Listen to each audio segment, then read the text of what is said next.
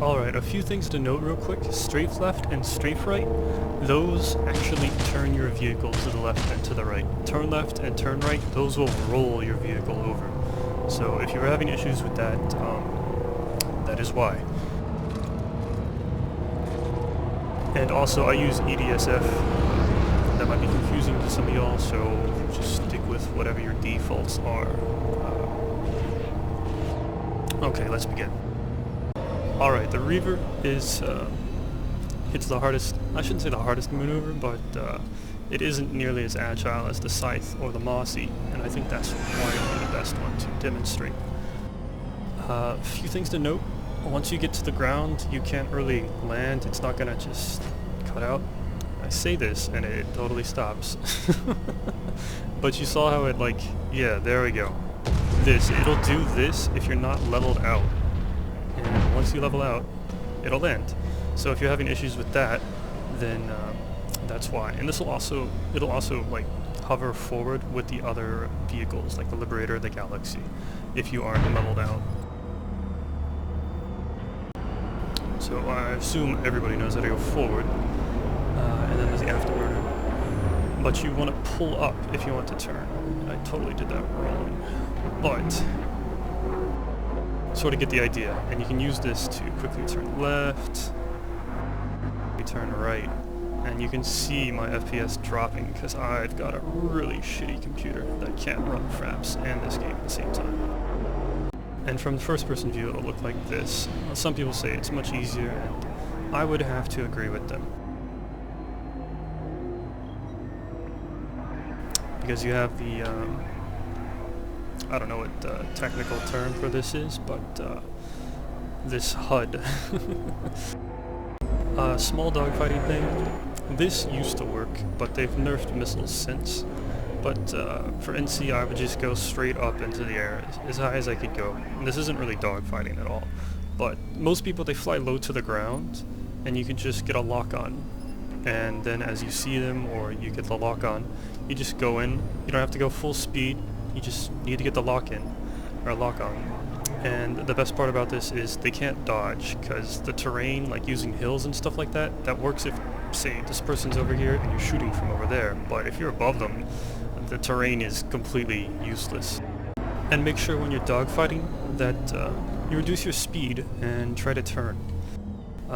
That's sort of how the dogfighting's done with this current setup. But I'm no expert on it. I'm really not the best dogfighter. This is some of the small things that have worked for me. Oh, and you'll notice this very quickly, but your gun, it'll fire like your crosshair. It's useful. No, it's not. It really isn't. It's very misleading. And lastly, regarding the Reaver, you are like going in fast because you're damaged or whatever, but you want to live. Just go in fast, pull back, out, screw up. I got thrown out by my Reaver. I'll try demonstrating this with the Liberator, and if I fail, then the Galaxy. Alright, so I was a big Lib pilot back in PlanetSide 1, and the Liberator and this one, you don't even need a bomber. It's ridiculous. But first off, I'll show you how it handles, or how to handle it. So it hovers, but it does not fall like the Reaver does. It'll just chill, which is great if you have a bomber. But I don't fly with a bomber as often as I used to.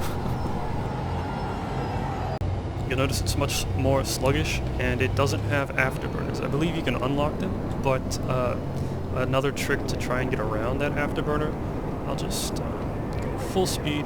So this is what, 166, 164... 163. Come on, I'm going in one direction. There we go. We'll just go with 163, and then you tilt it down a little bit and press your upward thrust, and now I'm hitting 188, 189. I don't have to read this out to you because you got the screen. Once again, you turn just like you did the Reaver, off to the side, and you can also use the upward thrust and downward thrust to try and speed it up while getting some upward lift. I just remembered that I didn't cover the flying upside down. The Reaver is easier to fly upside down than with the Liberator and the Galaxy, but for these, you will need to keep yourself like this. And you look at my altitude, and just now it's evening out. I'm pressing my spacebar, which is my downward thrust, and this will lift you up because you're upside down. Gotta keep that in mind, because if you press your upward thrust while you're upside down, it'll send you right to the ground. You see the rockets? Oh god. No, I don't want to die. Please don't kill me. It's too soon. No! Thankfully, the Reaver and the Liberator and the Galaxy handle very similarly. So I'll just go with that. I'd also suggest getting the zoom optic for your Liberator. Level 1 of it is fantastic, but you can increase it even more. I haven't tried the other ones because I was satisfied with just level 1. This one, again, it handles the same. If you're leveled out, it will stay in its spot. It will not move at all. Come on, there we go. But if you lean forward, it will start to go forward, and if you lean backwards, it will start to go backward. You can use this, actually I don't really find this useful at all, but if you are gunning for your own Liberator, though you can do this with the Galaxy as well, so you have a tail gunner, you don't have any gunners, and you've got somebody on your tail, you can just use your upward thrust, and while you're going forward, and switch to, on the Galaxy, it's going to be the third one for your tail gun, that's that rear gun, and the second one for your top gun. And just switch, it's always going to fire off or spawn off this way. Hey, fire off your shots, make sure you switch back into the driver's seat before you hit the floor, because it will kill you. And I was hoping to show off bombing, but it's the same thing. Just switch, fire, and I didn't do this, but usually you'll want to reload after switching.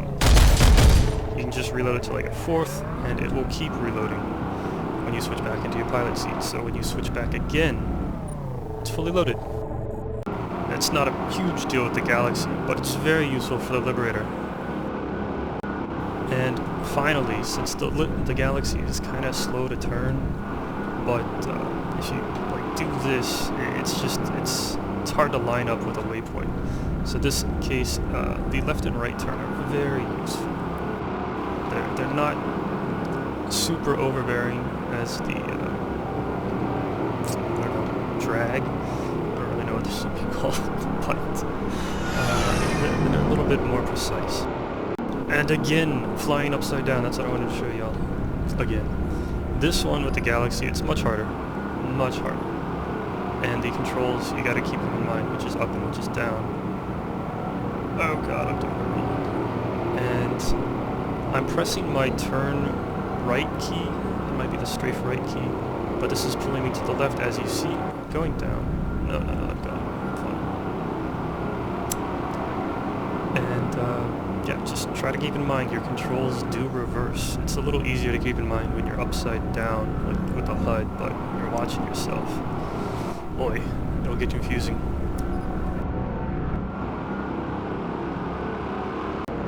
And supposedly with the pilot, when you drop out, you'll take fall damage, but your passengers won't. Avoid this by switching to a passenger seat and then jumping out. With that being said, I'm going to try and do that hard landing that I failed to do with the Reaver.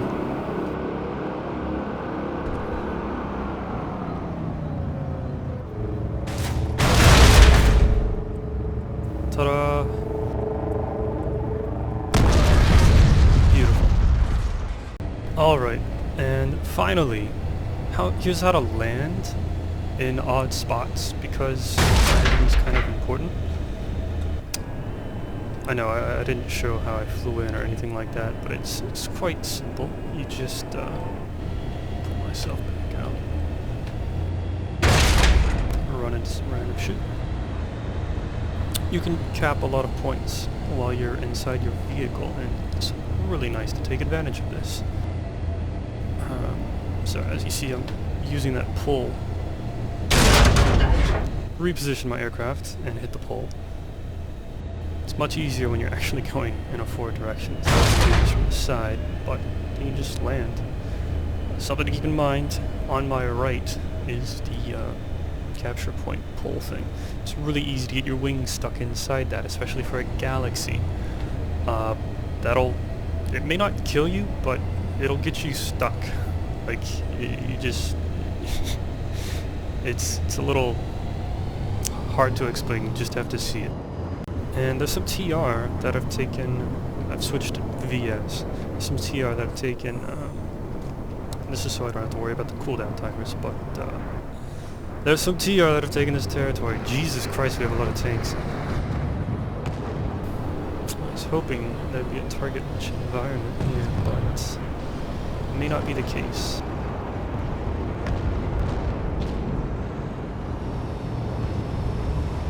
Alright.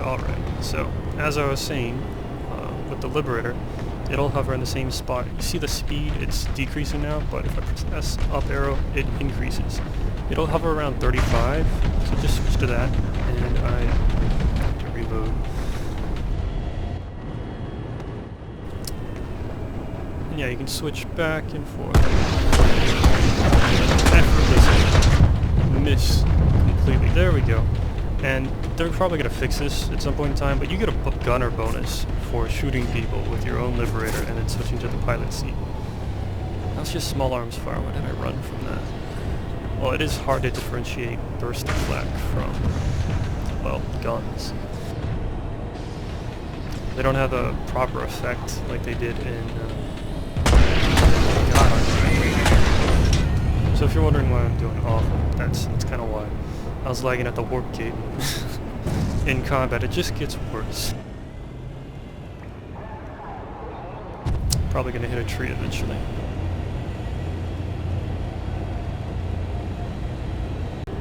But you get the idea. Just switch back and forth. Oh god, there's a guy I could have shot. There's two guys I could have shot. Let's try that. No, it didn't reload properly. Oh god, I'm lagging. That's probably why it's not reloading properly. Oh god, it's impossible to aim like this. Oh god, I'm gonna die.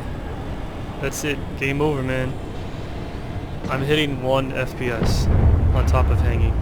Okay, I'll get out of here. You already got the idea for how to do that with the lib. And I'll show off capping or landing on the roof, I should say. This is like impossible. Fraps running and people near me. There we go. You can do this with even like 2 FPS. But yeah, it's not too difficult. Just a little bit of practice. I do hope Fraps is still getting my audio. Oh, it looks like I'm caught at the moment. This isn't bad. I mean, it's not great, but if I was under fire, it would be bad. So you just lift up and use your downward thrust to pull yourself back out, and then you're free. Oh, and they've introduced this, so we used to have this target marking, and now it works on friendlies, which is kind of cool, but it'll kill you if you're in an aircraft, because, let me see if I can demonstrate. Because nobody's in there. Alright. See how there's people down there, and it doesn't lock onto any of them.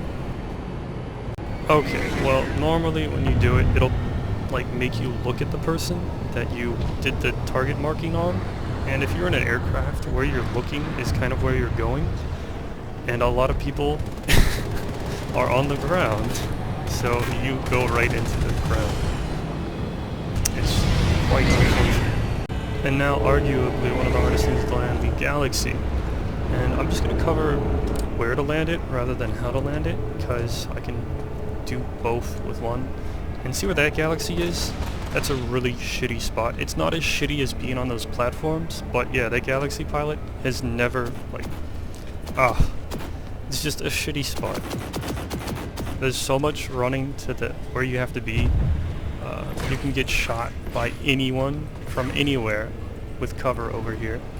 and the only alternative is to jump straight down over there, which it's hard not to take damage. So, after complaining about somebody else's galaxy placement, here's mine. This is where I would put a galaxy. Right on top. You see the holes down below? You can look through there and shoot as needed, which is kind of useful, but more important, you can just jump straight down and go right into the base. There's teleporters and all that fun stuff. It's fantastic, really. Actually, the teleporters don't work for friendlies or enemies, but I hope they'll be changing that, because some of these bases, they just become completely inaccessible. And yes, it'll deploy. It's also great for defense, since you know, you got 2 points right below you that everybody can go into. You have your AA guns, which can be quickly repaired. Yeah, it's fantastic. Oh dear. And here's the classic landing on a roof with your galaxy. I didn't do it nearly as fast as I normally do, because my FPS has been sporadic, but this is great. You can switch to the guns, give your guys cover.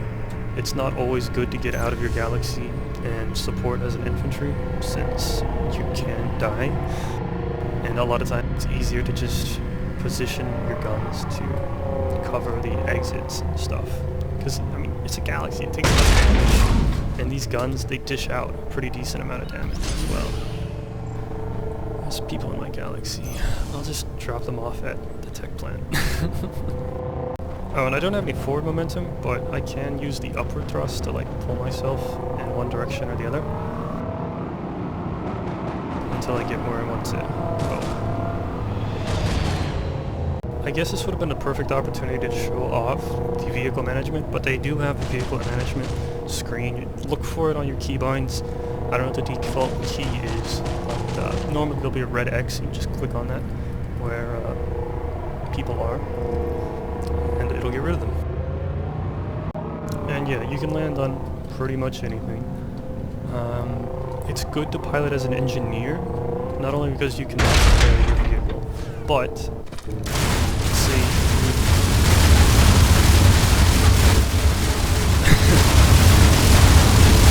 Well, I don't know if y'all can hear me, because that's kind of loud, but I'll just demonstrate what I'm going to do. I'm going to use the turret to get on top of that, and then I will jump inside my galaxy.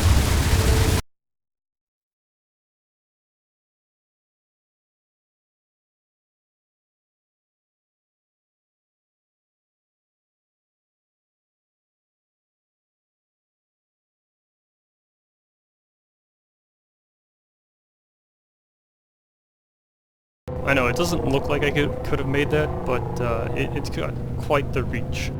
And I think that covers just about everything.